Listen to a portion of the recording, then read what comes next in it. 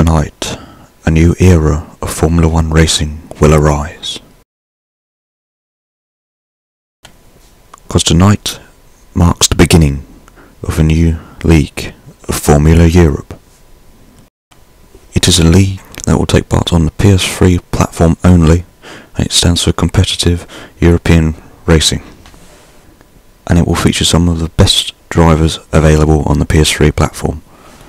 However, before we move on, I would like to explain the rules of this league.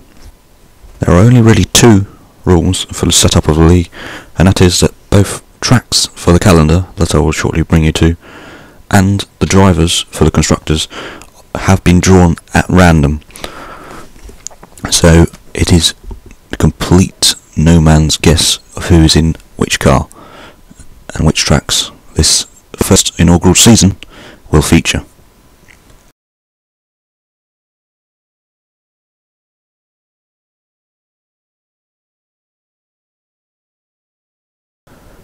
Formula Europe also has its own website.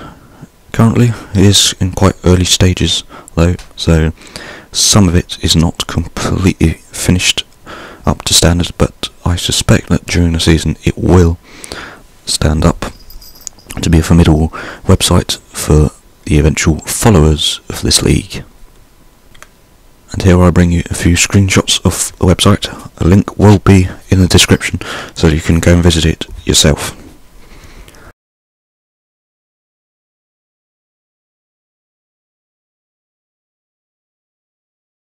As for the race calendar that this league will then follow, it starts at Hockenheim on the 18th of February, which is today, and then it moves on to Hungary and Spain and Abu Dhabi, then Brazil, Austria, Bahrain, Austin, Spa, and then ironically starting off with what usually is the beginning of the season, but this time is now the end, Australia. All the races take part on Wednesdays at 9 PM GMT. Next up is the teams and drivers. Some of this will be subject to change depending on the driver's personal preference of car choice. And the first team on the grid for Hockenheim will be the Mercedes with Kieran and Codiard. They will be followed suit by the Red Bull of Aku and Blacklist, before the almighty Ferraris of Kieran and Borrell take to the grid.